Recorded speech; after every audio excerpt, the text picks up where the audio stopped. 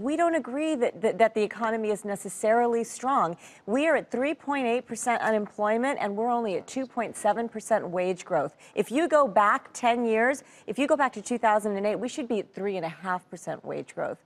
Right? That's a problem. Yeah, but do you think that it's coming? I mean, I understand the argument, and you're certainly right. The data shows that people aren't getting paid as much maybe as they should, given the tightness of the labor market. But at the same time, maybe it's just lagging. I don't think it's coming. I think structurally the markets have changed. The gig economy has changed a lot of things, right? And so if, in fact, you don't see that 3.5% wage growth coming, then what we've seen in terms of growth in the United States really has been a function of tax stimulus and not necessarily actual fundamental growth. But is that necessarily a bad thing? It's a very short-term thing.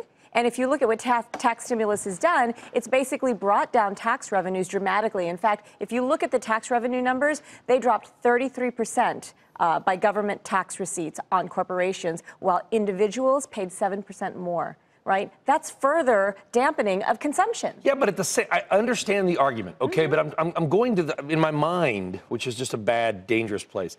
I've got this picture of a piñata, and somebody hits it, and all the candy falls out. And some parent is saying, you know, at some point we're gonna have to clean up that piñata. But at the same time, all the kids are eating all the candy. They don't care that the cleanup is going to come. Okay. Aren't we sort of at that moment in the U.S. economy? We can make the arguments about deficits and debts down the road, but right now, there's a lot of candy out there. Let me liken it to a drug hit.